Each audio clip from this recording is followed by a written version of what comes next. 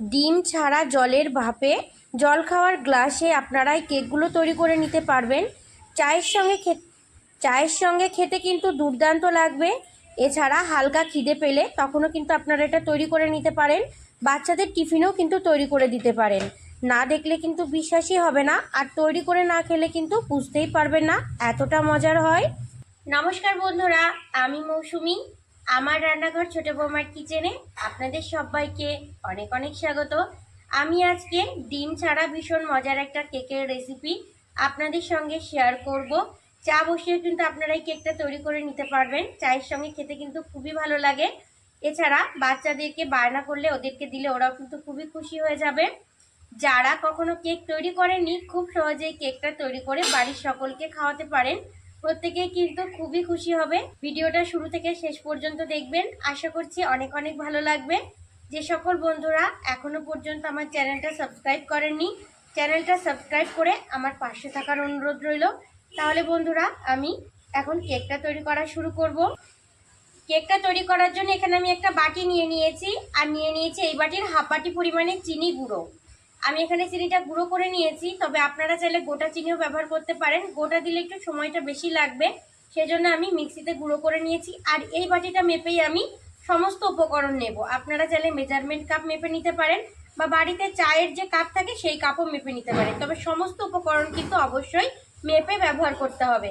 চিনির গুঁড়োটা এবার একটা বড় পাত্রের ভেতরে আমি নিয়ে নেব। চিনি গুঁড়োটা আমি একটা বড় জায়গার ভেতরে নিয়ে নিচ্ছি।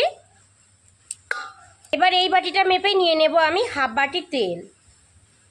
হাফ বাটি তেল নিয়ে নিয়েছি, তেলটা আমি দিয়ে দিচ্ছি।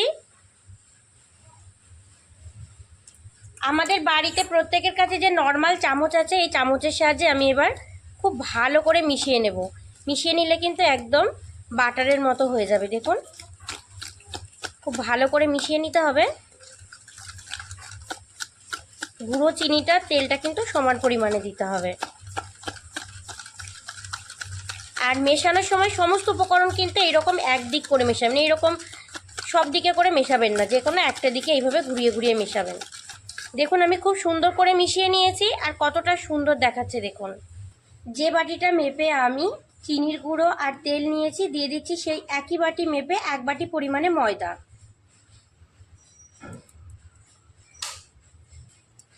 আর দিয়ে দিচ্ছি হাফ বাটি পরিমাণে সুজি। হাফ বাটি সুজি নিয়েছি, দিয়ে দিচ্ছি। দিয়ে দিচ্ছি স্বাদ মতো কিছুটা লবণ। আর দিয়ে দিচ্ছি 1.5 বাটি পরিমাণে দুধ। এক বাটি নিয়েছি, দিয়ে দিচ্ছি। আরও হাফ বাটি দিয়ে দিচ্ছি। এবার নাড়াচাড়া করে খুব সুন্দর করে মিশিয়ে নেব, আর মিশিয়ে একটা স্মুথ ব্যাটার তৈরি করে নেব। আর মেশানোর সময় কিন্তু একই দিকে ঘুরিয়ে মেশাতে হবে, তাহলে খুব সুন্দর করে ভেতরটা ফেপে উঠবে। মিশিয়ে নিচ্ছি। এইভাবে ঘোরাতে হবে একই দিকে, উল্টো পাল্টা করে ঘোরালে কিন্তু হবে না। আর খুব সুন্দর করে মেশাতে হবে, যেন কোনো দানা ভাব ভেতরে না থাকে। দেখুন, খুব সুন্দর করে নাড়াচাড়া করে আমি খুব সুন্দর করে ব্যাটারটা তৈরি করে নিয়েছি। আর এর ভেতরে কিন্তু কোনো রকম দানা ভাব নেই। দেখুন, একদম একটা স্মুথ ব্যাটার তৈরি হয়েছে। কিছু কাজু আমি ছোট ছোট টুকরো করে কেটে নিয়েছি, আর কিছুটা কিশমিশ নিয়েছি, এটা দিয়ে দিচ্ছি।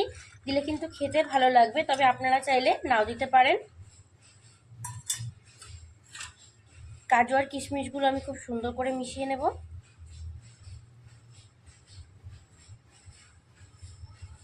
কেকগুলো যেন খুব সুন্দর করে ফুলে ওঠে আর খুব সুন্দর জালিদার হয়, সেই জন্য আমি এখানে 1 চামচ পরিমাণে বেকিং পাউডার নিয়েছি। বেকিং পাউডারটা এবার দিয়ে দেব।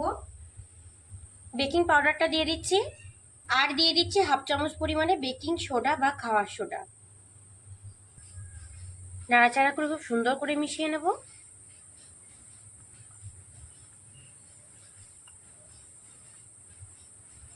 এবার মিশ্রণের ভেতরে আপনারা যে দানাগুলো দেখছেন, এগুলো কিন্তু কিশমিশ আর কাজু বাদামের। ব্যাটারটা আমি খুব সুন্দর করে রেডি করে নিয়েছি, আর এখানে দুটো স্টিলের গ্লাস নিয়েছি। গ্লাসের ভেতরে খুব অল্প পরিমাণে সাদা তেল আমি একটু মাখিয়ে নিয়েছি। কেকগুলো আমি গ্লাসেই তৈরি করব। এবার ব্যাটারটা আমি দুটো গ্লাসের মধ্যে সমান ভাগে ভাগ করে দিয়ে দেব। মিশ্রণটা আমি এবার দুটো গ্লাসের মধ্যে সমানভাবে দিয়ে দেব।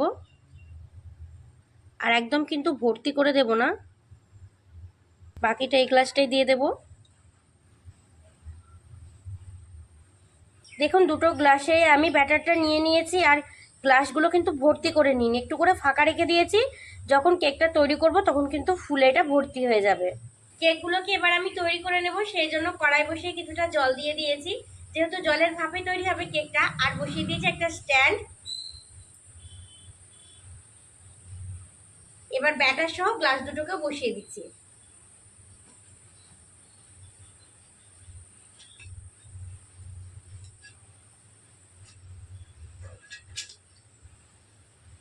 গ্লাস দুটোকে আমি বসিয়ে দিয়েছি।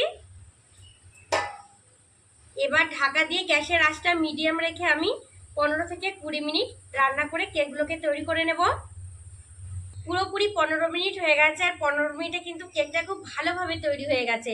কতটা সুন্দর ফুলে উঠেছে দেখুন, গ্লাসের থেকে কিন্তু বেশি ওপরে উঠে গেছে। ব্যাটারটা আমার একটু বেশি দেওয়া হয়ে গেছে, আপনারা একটু কম করে দেবেন।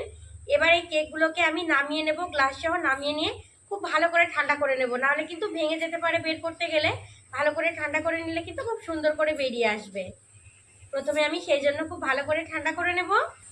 দুটো গ্লাসের কেকই আমি খুব সুন্দর করে ঠান্ডা করে নিয়েছি। 10 মিনিট নর্মাল রেখে দিলে কিন্তু খুব সুন্দর করে ঠান্ডা হয়ে যাবে। আর ঠান্ডা হওয়ার পরেই কিন্তু বের করবেন, নাহলে কিন্তু ভেঙে যেতে পারে। দেখুন কতটা সুন্দর তৈরি হয়েছে, একদম কিন্তু ফুলে উঠেছে। আর খুব ভালো করে আমি এখন ঠান্ডা করে নিয়েছি। এইভাবে ধরে একটু ঘা দেবো, তাহলে কিন্তু বেরিয়ে আসবে। আপনারা চাইলে ছুরির সাহায্যে একটু সাইড থেকে ছাড়িয়ে নিতে পারেন, আমার মনে হচ্ছে খুব সহজেই বেরিয়ে আসবে। দেখুন কতটা সুন্দর হয়েছে দেখুন। একটাকে আমি রেখে দিচ্ছি।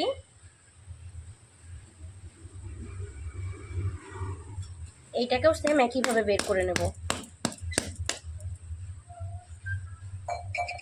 দেখুন কতটা সুন্দর হয়েছে, দুটোই কতটা সুন্দর হয়েছে দেখুন।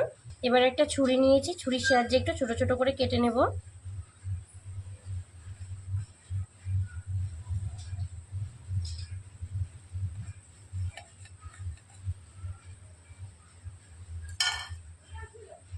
দেখুন কতটা সুন্দর হয়েছে।